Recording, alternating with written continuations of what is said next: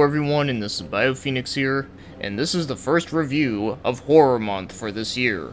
And the first game that I happened to pick was Undead Knights on the PSP. So it was developed by two companies, being Now Production and Team Tachyon, and it was published by Tecmo Koei, and it was released in 2009 for North America and Japan, and Europe got it in 2010.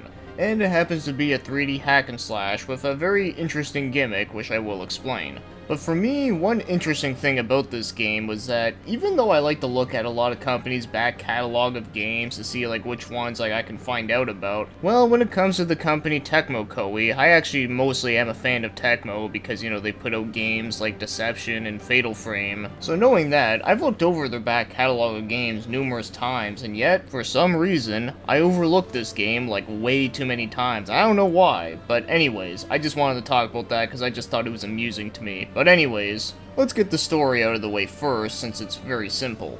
So it begins in medieval times where there is a noble house called House Blood, yes, they really called it that, where there are three people that were executed after criticizing the king. Talk about being butthurt. So after that, there is a mysterious entity that ends up bringing them back to life with necromancy powers. And from then on, these characters now want to take revenge on the people that killed them. So yeah, that's basically it. Like I said, simple story is simple. But the three main characters happen to be Romulus, who happens to be a giant knight with a huge sword, and then there's Ramus, who uses twin swords. In fact, I find he actually looks a little bit like Hector from Curse of Darkness. And then you got Sylvia, who happens to use a death scythe. So yeah, those are the three main characters, and with the story out of the way, let's get right to the gameplay. So it is a 3D beat-em-up hack and slash, similar to the Dynasty Warrior series, but the difference is that this one, you actually get to control zombies in it. So how it works is that whenever you damage an enemy and you press the circle button, you grab onto them, and you can actually turn the random bystanders into an army of zombies. And you can use these zombies for different things, you can use them for attacking people, you can use them to break down doors and giant towers, and you can also pick them up and throw them at people. And there's plenty of points in the game where you have to have a certain amount of zombies in order to progress, where sometimes you gotta use them to build a bridge, or to even stop spike ceilings from falling on you. Yeah, apparently when you turn people into zombies, they also buffing the fuck up. So yes, you just go from room to room, kill a bunch of people, turn them into zombies, and use them to for many different things, and then at the end of each level, you can sometimes have to fight a boss. If I can compare this to another Tecmo Koei game, the way how the mission structure works is pretty similar to Fist of the North Star Ken's Rage, where, unlike other Dynasty Warrior games where you just walk around in a big open field and then you just kill all the generals and whatnot, instead every area has a different objective to it. And usually most of it is just kill everything in sight, but there are some where you actually have to do different objectives for, like I said, using zombies for different things. And at the end of each mission, you get ranked, and of course, the better rank you have, the more points you get, and the points that you get are used for upgrading your characters. But I should mention that all the green skills in this game are the ones that are really good, and maybe some are considered OP, but the thing is though, is that whenever you use them, your rank will actually be less than 1. So basically, if you don't give a shit about your ranking, then you feel free to use these all you want. And there are some titles that you can collect throughout the game, and they really don't have much of a purpose. I guess it's mainly because they're just the in-game achievements, since, PSP didn't have any trophies. But just like some trophies out there, some of the names of these are actually pretty damn funny. For some examples being Tenacious Z, Pain in the Ass, Boom Goes the Dynamite, Nobody's Bitch, and even Cutting Edge, 'cause edgy shit. And before I move on, I should also mention that this game does have multiplayer. Unfortunately, I wasn't able to play it because trying to get multiplayer to work with this game is kind of a bitch. But apparently there are 3 game modes within multiplayer modes, being Survival Race, King Battle, and Undead Battle. So I figured I'd mention that it's there, if you have a way to actually play it. So now, let's get talking about the game's controls. And the controls in this game I do find are pretty decent, but there are some important things you gotta remember. For one, the PSP does lack a few buttons for a lot of 3D action games like this.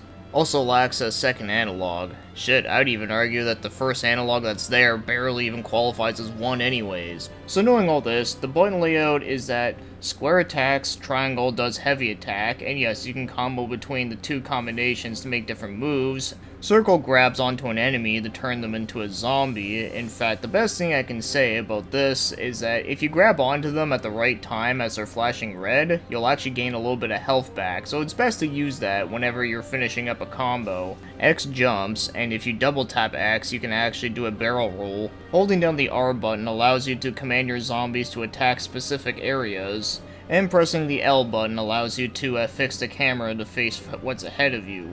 And the D-pad allows you to change the camera, which that is very awkward, I will say. And moving is with the analog, obviously. And special attacks are used by pressing both circle and triangle at the same time. So moving and attacking do feel pretty responsive and do feel pretty good. Jumping in this game does feel pretty slow and stiff, unfortunately, but the good side is that there's really no platforming in this game at all, so you really don't use that at all. But the two problems I do have though is that there's no block button in this game, and using the barrel roll move is a bit awkward because there are times where I try to using it, but I end up just jumping instead, which gets kind of annoying.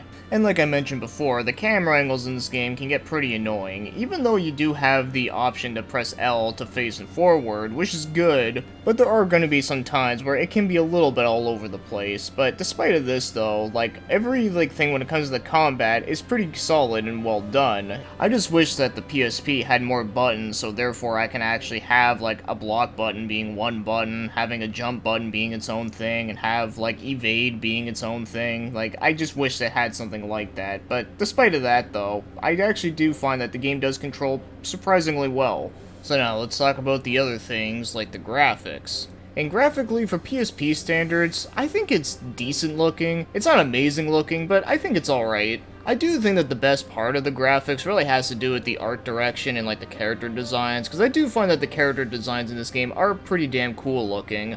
But when it comes to the backgrounds, they're alright looking. They do the job, at least I can tell what they are, and they look decent, but it's nothing mind-blowing. So overall, it does have some pretty cool, edgy aesthetics, but everything else I feel like is serviceable and does the job just fine.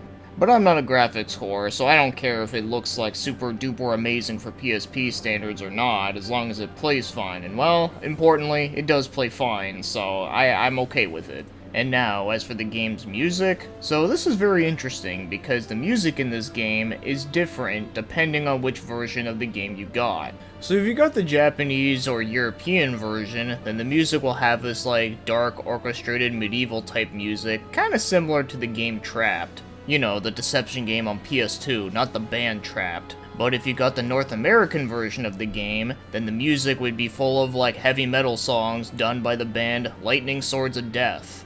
Now that's pretty fucking rad if I say so myself. And I don't know why I'm getting reminded of this, but it's almost like every time with Nintendo with the Kirby covers in America, they always have to make them look angry all the time. Well, this situation sorta reminds me of that, which is kind of amusing. But anyways though, are the songs at least good though? Well, for the North American version, yeah, I actually like them. I think they're pretty badass sounding.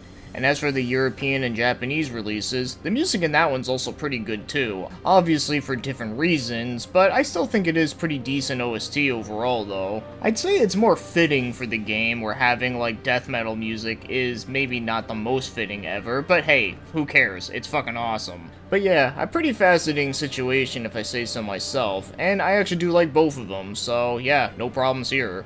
And now, as for the game's voice acting, the voice acting in this game is a bit all over the place, but at the same time it is also kind of amusing. So there are a few characters in this game where the voice acting can be a little bit rough and kinda mediocre, but then there's some parts that are actually pretty decent, and then there are some that are just more funny than anything.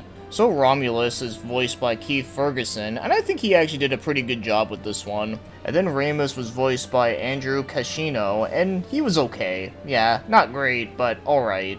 And then Sylvia was played by Megan Hollenshed, and I thought she was pretty good in this one. Although some of her lines of dialogue were pretty damn edgy, and because of that I thought it was pretty amusing, so if you ever wanted to hear my Valentine from Yu-Gi-Oh! Say fuck, well, this is the game to play. And the two other voices I'll mention here is the King is being played by Steve Bloom, which I thought was pretty interesting, and then of course there's also Lord Follis, who is actually played by Liam O'Brien of all people. and I thought he actually did a really good job for what he had here. Join me in my research. Together, we could rule this world. Fuck you. Now that I think about it, that clip I just played is almost like Valkyrie Profile 2 with Lazard meeting Lenneth. But yeah, overall, the voice acting, I wouldn't say it's good overall, but I do think it's more amusing than anything. And now, if you want to go out and buy yourself a copy of this game, the prices on this game right now are all over the place as well, so I haven't seen a lot of like North American copies on there, but from the ones that I have seen, they're usually about like $60 to like $100, so that's kind of fucked up. And the PAL region copies go for about like $30 plus, so that's actually not too bad. In fact, the PSP is region free after all, so if you want to go for that version, it's actually easy access. And the Japanese ones are about like 15 to 30, but I did see some that were less, but they were loose though. So if you really want to play this game while having like death metal soundtrack in it, then you gotta pay the price, I guess. Or, you know, just emulate it. So now, as for my overall thoughts on Undead Knights, is that I actually found this game to be quite enjoyable. Although, not super amazing, but enjoyable. So I think the concept of utilizing a beat-em-up hack and slash with like a zombie style to it by creating an army of zombies to like fight for you and such, I think is a pretty cool idea, and I actually had some fun with it. Mostly because I like doing a bunch of combos on enemies and then ending it off with turning them to a zombie. I always just thought that was just a lot more satisfying than just, you know, beating them up mindlessly. Also picking up the zombies and using them for different things like throwing them at people is always fun. But as much fun as I did have with this game, I will say, this is one of those games where, you know, very similar to Dynasty Warriors, is that it does have a bit of repetitiveness to it, where not only with the combat, but also like the level design in general, I feel like is a bit repetitive and gets overused over and over. So it's one of those games that I would recommend like playing it in short bursts rather than like spending like all day playing the game. Plus, I do feel like the button layout of this game does take a little bit to get used to, mostly with the dodging and such. But I will give them credit that the game wasn't held back too much when it comes to like the button layout, because there's a few games that I've seen and played on PSP where if you wanted to do like one simple action, you literally had to press like 3 to 4 buttons at the exact same time, which that's fucking annoying. So I can at least say that even though the game does have some issues with the button layout, I don't think it was too badly done. Like, it's at least very playable and does get easy to get used to. And one other thing I will mention that I haven't mentioned yet is that I kinda wish this game had more than 3 playable characters. Now, I'm not asking for like a shit ton of characters to be playable, but I kinda wish there was more than 3. I mean, at least the 3 that we have actually do play pretty well and are pretty cool looking, but I just wish there was just a little bit more.